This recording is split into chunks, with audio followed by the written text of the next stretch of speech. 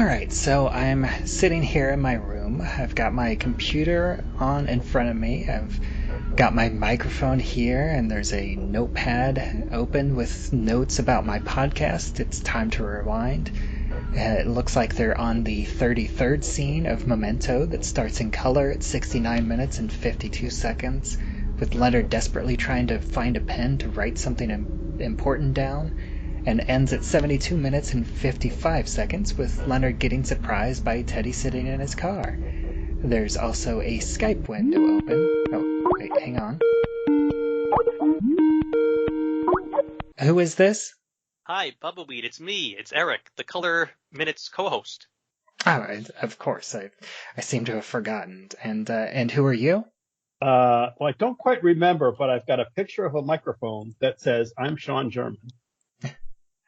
Well, welcome back, Sean. It's good to have you back. And I feel like this scene and next week's colors scene are really just the perfect encapsulation of this movie and how it makes you second guess everything that you see.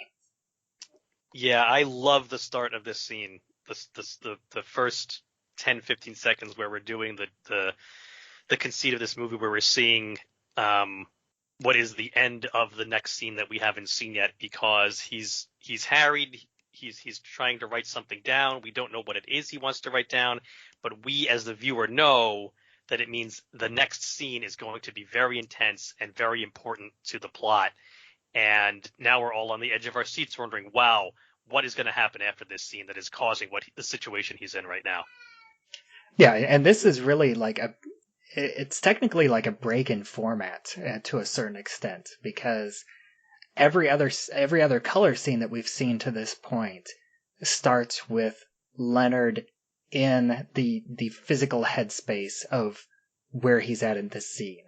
This is the first time. This isn't the first time that we see Leonard physically forget, but this is the first time that we see it at the beginning of a scene. Yes. Because the last time that we saw him physically forget was whenever he was waiting for Dodd in Dodd's room. But whenever we saw the scene the first time, it was right after he had forgotten, and he was holding the bottle wondering if he was drunk. And then it's not until the end of the next color scene that we see him forgetting. But this is the first time that we really see his headspace before he forgets. You know, he's frantically trying to find a pen and write something down. And as an audience, we don't know what that is, but we know that it's important. Yeah, and Chris Nolan has talked about how the scenes sort of start with a cliffhanger. Whereas in an ordinary movie with an ordinary chronology, you sort of think of you end on a cliffhanger. But the way he's arranged things here, that the scenes start with a cliffhanger, and this is one of the biggest ones with that frantically looking for the pen, trying to remember, which of course he doesn't. He doesn't remember what it was that he was trying not to forget, and so we'll have to wait till next time to see what it is. But we can see, kind of see what follows here with Natalie. Yeah, and it's really great because it does, as an audience member, it makes you know that there's something up with this scene. Like you don't know what it's almost like watching a mystery play out in front of you. Like you're trying to figure out what's wrong with this scene and why, like what's going wrong, what's wrong, because we just had Teddy tell us as the audience not to trust Natalie, and we see Leonard in this frenzied headspace where he is unable to write something important down. And then we see Natalie come in with a bruised and bloody face, talking about Dodd. And we know who Dodd is. Like, we know that he is an actual character and, someone who was antagonistic towards Leonard, and that getting rid of Dodd really helped out Natalie.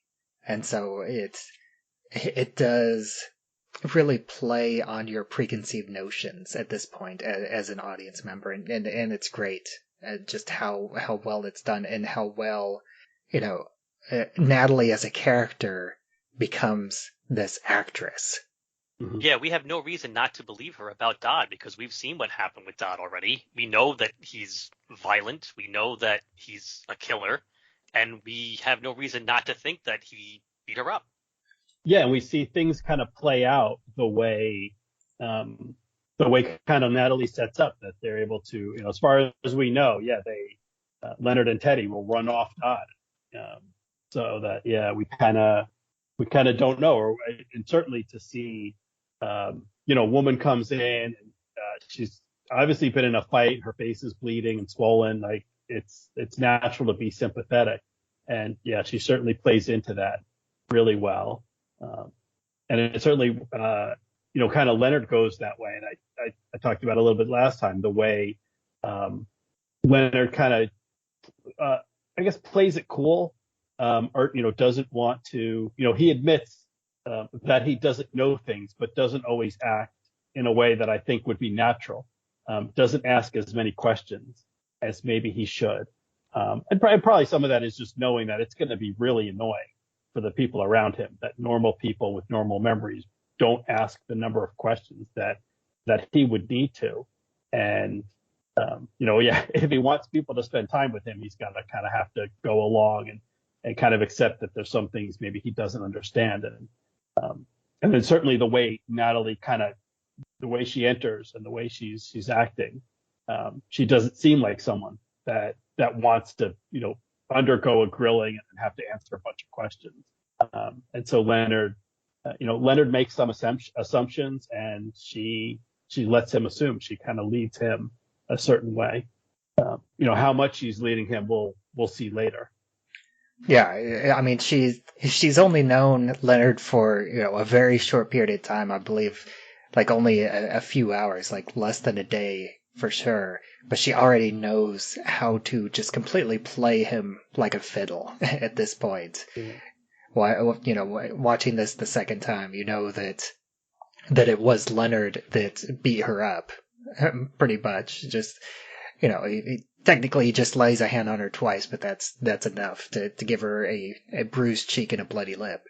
I don't think we had Google yet, and there were things like AOL, but the internet and the World Wide Web weren't as ubiquitous as they are now, and certainly you didn't have smartphones. So I wonder if did she go to a library and do a quick search, because she does seem to know quite a bit about how she can play Leonard.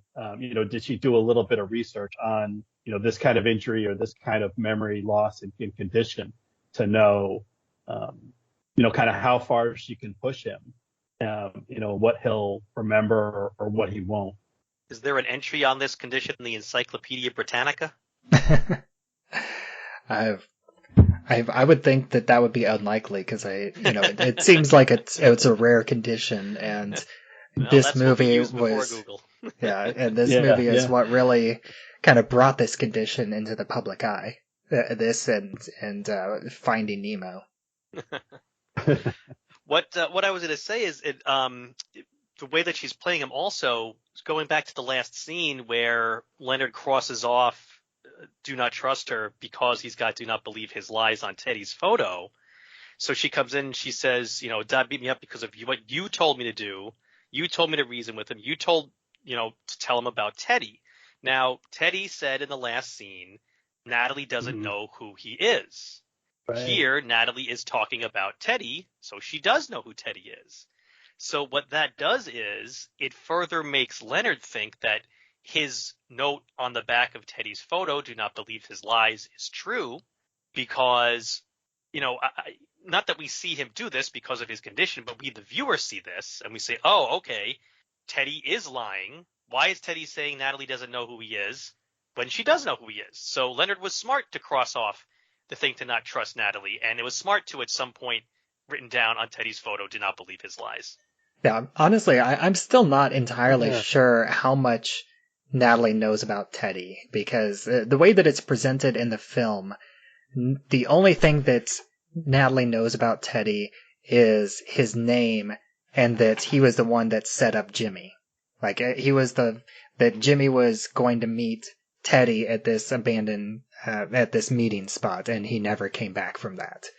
So I think But it's isn't possible. that enough though? I mean, just Yeah. maybe. I mean, she's never met him. We need to see them on screen together. But she knows that someone named Teddy, who Leonard knows, had something to do with her boyfriend's death. Like Right. that's all she really needs to know. Yeah, and I think that's enough, Yeah, and that's enough to make her do what she does Right. in the course of this film. yeah. I kind of got the same impression. Like, yeah, she knows the name Teddy, even if she hasn't seen him. And I do think she, I guess I was about to say later, but now I'm like, wait, is it later or before?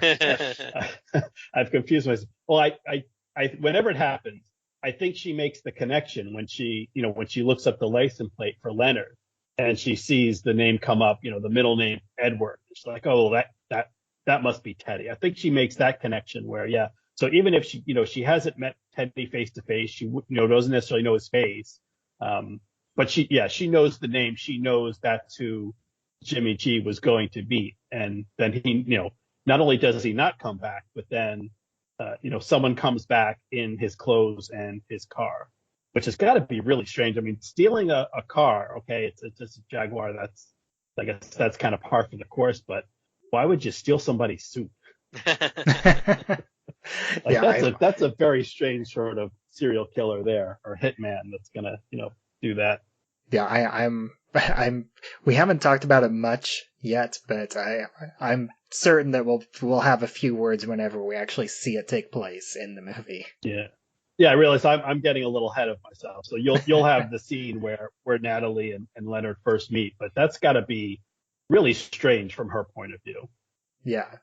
I don't know what is going through her head, but there is one question that I have for both of you, and Eric and I talked about this a little bit whenever we discussed the scenes where we actually see Dodd and how Leonard takes care of him, but you realize that this story about Dodd is completely made up, but how much truth do you think there is in this Dodd situation? Like, do you?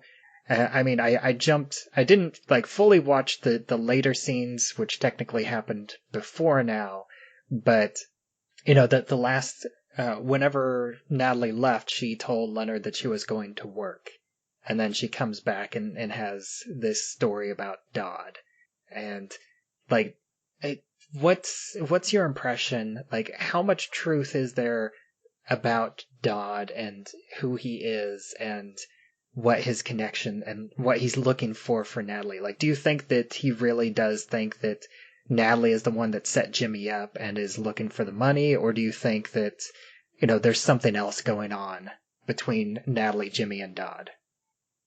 Well, I mean, because we see Dodd drive off when Leonard and Teddy scare him after his scenes are done, it seems like he gives up a little easily if he really has a major beef with Natalie. I mean, maybe he is legitimately scared this naked guy beat the crap out of him in his hotel room and then chooses not to kill him.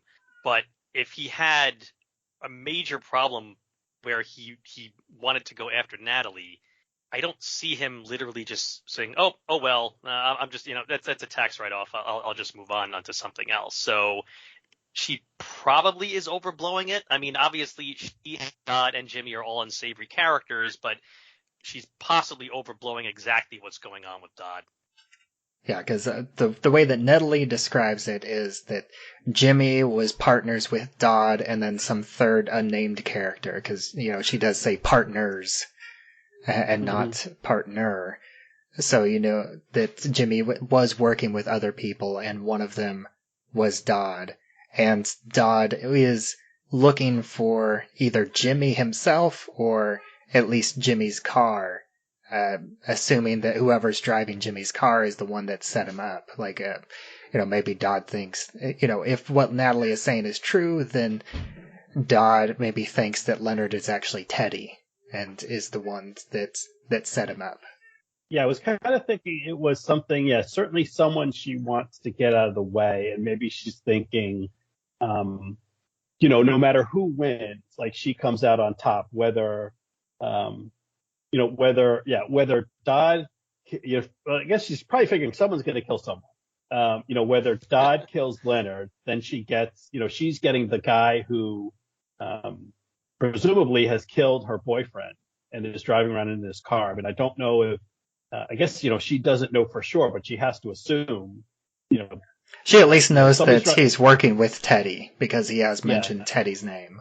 Yeah, he's working with Teddy, and the fact that Jimmy has not come back from this meeting, but someone else is wearing his clothes and driving his car seemed to indicate something bad happened to Jimmy, and Leonard's involved. So either Dodd's going to kill Leonard, which is a little bit of revenge for whatever Leonard did to Jimmy, or Leonard's going to kill Dodd, and then if he's whether he's a rival or maybe he is a partner, but is going to come looking for what happened with the money. Maybe he's going to presume, someone drives off with $200,000 and never comes back. Maybe he just took off for the money, and then they're going to go after Natalie for to make up. Maybe they really are going to go after Natalie for it. And she figures, well, if Dodd kills Leonard, I get a little bit of revenge for Jimmy, and if Leonard kills Dodd, then then I don't have to pay off his share of the $200,000 that was lost. So maybe she's figuring, no matter who loses that fight, she comes out as a winner. Yeah, she's a survivor, as she says early on in this movie. Certainly a survivor, and certainly has kind of figured out very quickly how she can turn Leonard's situation to her advantage. Because as you said, she has not. She's only known him for a very short time, although there must have been, some discussions between Jimmy and Leonard, and then Jimmy shared that information with her because when he comes in, she doesn't recognize him by look, but, she figures out, this is the guy who doesn't remember things. Yeah, you're Jimmy the memory guy. The memory guy, yeah. But she does seem to pick up on the situation very quickly and specifically how she can, manipulate it to her advantage. Which is kind of, so, I mean, this is something presumably Teddy has been doing for a year, at least a year, who knows how much longer, that Teddy has kind of been refining his techniques in Leonard handling. And Natalie is a pretty quick study. Yeah, to say the least. Or she might just be someone who is used to manipulating people. I mean, we really don't know much about her.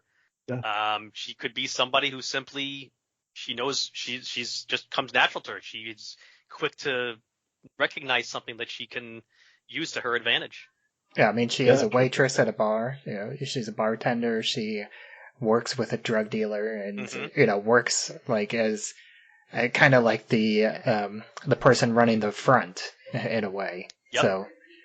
So yeah, she's definitely complicit in Jimmy's dealings 100%. So yeah, she definitely has these skills of manipulation and reading people and using that to her advantage.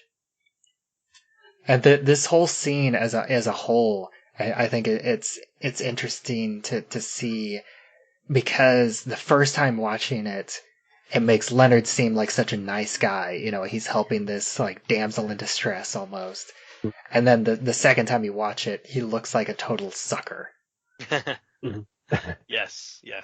A great point, because when he gets the ice cubes for her, and he's putting the ice cubes in the towel and hands them to Natalie, the musical score comes back on, and it's almost like tender music in a way.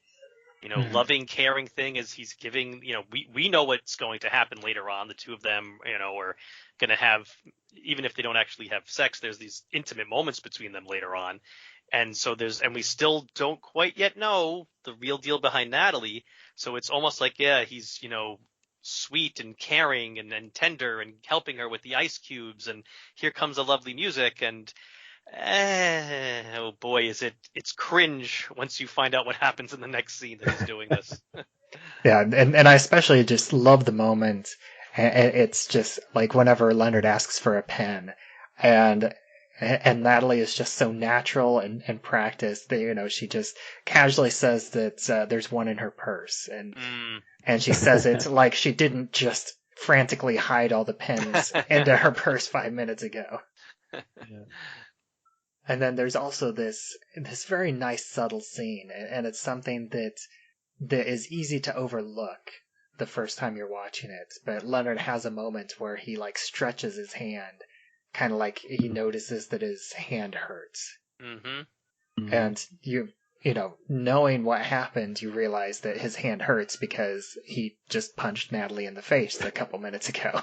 Yeah, a little bit of foreshadowing. Yeah, which I kind of get the impression that, and not just from this scene, but kind of on the whole, but like Leonard isn't really a tough guy. Like Leonard doesn't punch a lot of people, which is why he's kind of like, hey, I mean, that's the way I read it. Like his hand feels funny in an unexpected way, which also makes me wonder what, he's going to charge out like, oh, Dodd this to you, Dodd did this to you, so I'm going to go out and I'm going to get him, like really kind of tough guy, where I'm like, what? He's an insurance adjuster. I mean, he's, his previous life, he's a desk jockey in a white collar job, and he's going to go after, he doesn't know who other than someone who beats up women. Like, what is he going to do to Dot? He's going to, raise his, his insurance premiums. Like, what is, he doesn't really strike me as a guy who gets into a lot of fist fights. Yeah, he agrees to do this just out of the kindness of his heart because he's a nice guy and because this guy went after Natalie and she seems to be friendly with him. And I mean, and I guess it makes sense because he's the kind of the world that Leonard now inhabits. It's not a world where people get in trouble and call the police. It is a world where people, if they have trouble, they pull a gun or they beat somebody up. They kind of take care of it themselves. Because so what are you going to do if someone who is presenting themselves as your friend, even if you don't remember them, but they come in and they're bloodied and they've been beaten up and if you're not going to call the police, well then what are you going to do? Yeah, he wants to be, kind of bit of the knight coming to save the damsel in distress and be like, okay, Dodd this did this to you, well then I'm going to go do something to him. And yeah. Yeah. And I also think it's worth noting that, this is, about a 3-minute scene, and most of this scene is very low energy. It's, the two of them sitting and talking. It's very, gentle and not so far as to say intimate, but it is a very relaxed pace. But it starts and ends very high energy because it starts with Leonard frantically looking for a pen, and then it ends with Leonard violently going for Teddy. Mm-hmm. And it's like this, this contrasting bookends to what we see. And I'm honestly not sure, like, what that says about the scene in general, but I did at least think that was worth pointing out. Yeah. And I imagine that's a little bit what life is like for Leonard. It's kind of, that kind of roller coaster of drastic shifts in emotion from minute to minute. He probably experiences that a lot. Yeah, and it feels like in general he always tries to bring himself back to some sort of neutral setting because being emotional one way or the other doesn't really help him with his condition. Oh, and not only that, but I mean, whenever he has an episode where he then is starting from scratch, he doesn't know what emotion he's supposed to be feeling at the moment. Yeah, so it's almost like he has a natural emotional reset every 10 to 15 minutes, regardless of what's going on around him. Yeah, I mean that's a really good point, Eric. I think a lot of emotion is based on memory and past experience and kind of how our past influences the way we're processing the present. And Leonard has some past, but he doesn't have an immediate past or a context for the current situation. So that's certainly going to affect his emotion. And I think, I would expect it would sap a lot of the emotion, that it would be, Yeah, very a lot of a lot of situations where there's no emotion because he doesn't have a context for things, and I think that's what we end up seeing with Sammy. And I know that those kind of in the flashbacks and the black and white scenes, I think it's mostly it's mostly Leonard's voiceover describing what Sammy's going through. But what we see of Sammy is that he seems very emotionless, which is kind of it. Watching this again made me think of actually going back to Ken Kesey and One Flew Over the Cuckoo's Nest, and doing research, and that's it was a book and then became a play and then a movie about about inmates at an insane asylum, and that came out of I don't quite remember if it was Ken Kesey had worked. It was, I guess he was like the night watchman or night guard at an asylum, and I forget if he went to work specifically as research for the book or if the book kind of came out of his experience. But he did some additional research into kind of mental health and treatment, the way mental patients and mental health was treated in the 60s. And he wrote about and at that point, electroshock therapy was common, and it's made a little bit of a comeback in recent years, and kind of they use it more precisely than they used to. But in the 60s, they would just send insane amounts of voltage just through people's brains just to fry them. And Ken Kesey wrote about kind of the research he did and patients that he saw in the asylum that were just completely emotionless. And he wrote about, in one particular case stands out in my mind, he wrote about a gentleman that was kind of severely depressed, and they gave him electroshock therapy, and it sort of cured his depression, but it had a similar effect on him, that it affected his ability to form new memories, and also affected his old memories. And they talk about his relationship with his wife, where when she was in the room, he was like this perfect loving husband. He was doting, he would attend to her needs and was perfectly caring. But then as soon as she left the room, he completely forgot she existed. Like he completely forgot that he was married, unless his wife was currently in the room with him at the time. And that was an after effect of the electroshock therapy.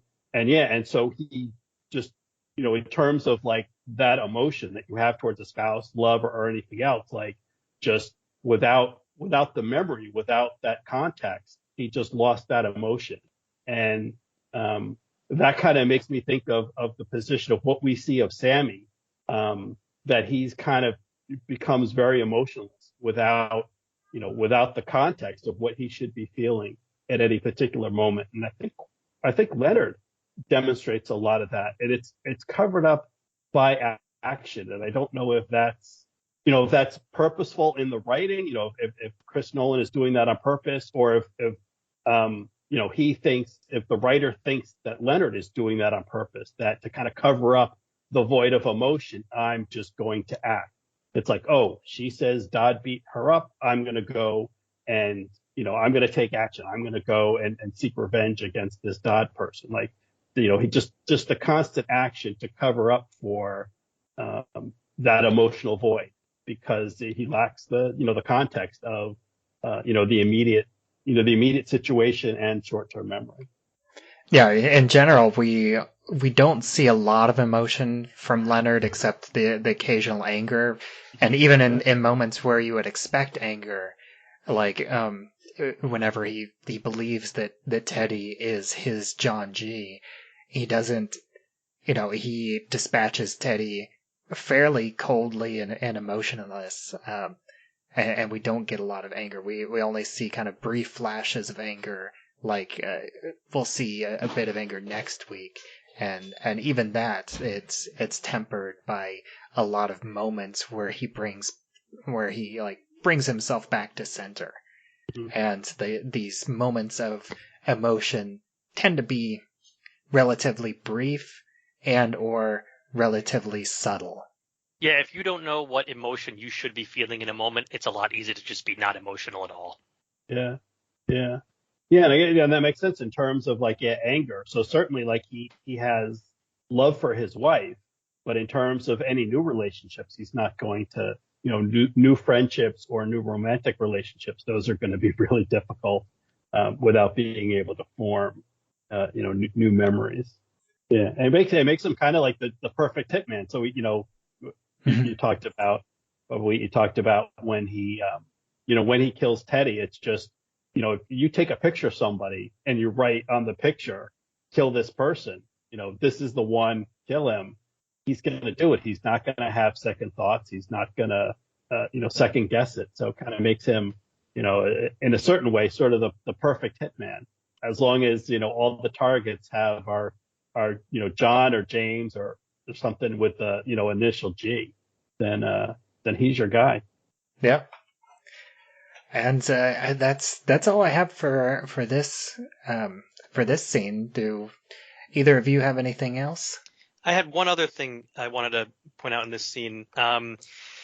She calls him Lenny. He mentions, my wife used to call me that. I hated it. Now, we saw that in an earlier scene from our point of view, when they're in the diner, which is the chronological end of the story. So based on what we're about to see in next week's scene, it seems to me that she is doing that just to mess with him. It's not enough for her to stick in the knife with what she's doing to him. She's got to twist it too. At this point, she's just playing with him and having fun with it.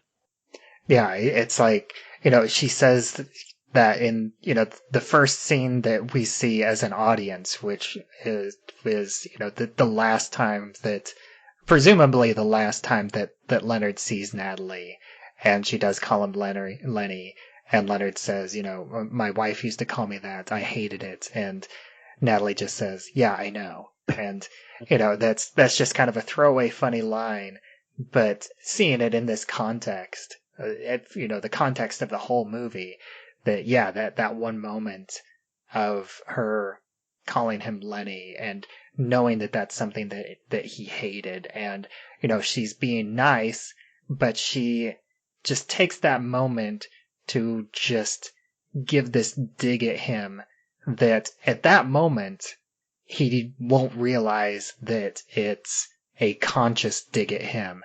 He can just play it off as something, oh, she just didn't know because I haven't told her before. But she does make the point to call him that because she knows that he hates it. And then she also says, yeah, I know. And again, that's kind of I don't think we talked about that whenever the scene came up. But yeah, that is an important early clue that there is this level of antagonism from Natalie towards Leonard. Yeah, that's a good pickup, because she doesn't always do it. Like, there are times she calls him Leonard, and then there are times that she chooses to call him Lenny. Yeah. I believe it is just those two moments, the moment in the diner and this moment right here. So yeah, that's definitely a good point. But I think that does wrap it up for this episode. And once again, I'd like to thank you, Sean, for joining us for these 3 weeks. And why don't you go ahead and take a moment to let everybody else know where they can find you online?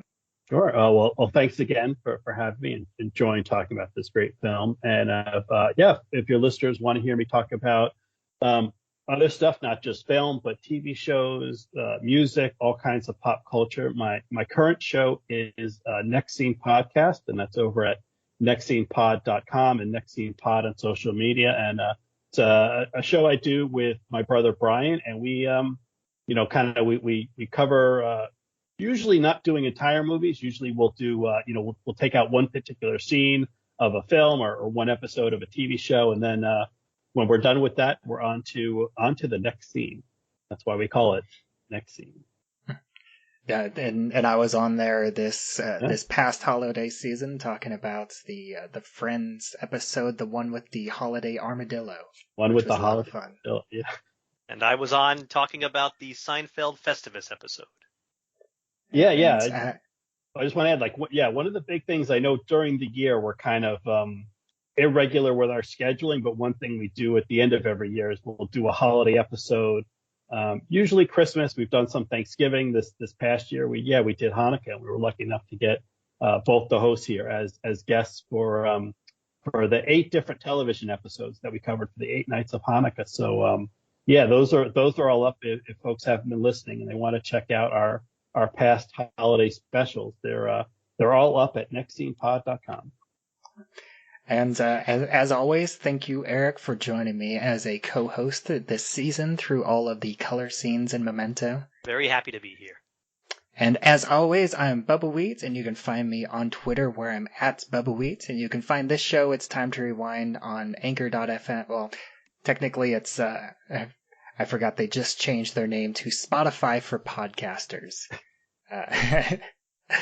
So I think you can still find it if you search for Anchor.fm, but it's now like Spotify for Podcasters slash pod slash show slash Bubbawheat. So they make it a little bit more complicated. Which I don't get that, but if you're listening to it on a podcatcher, you can still find it the exact same way. It's the same RSS feed. It's the same, name of the show it's the same subscription. However you're listening to this episode, you will be able to listen to all the rest of the episodes in the same way.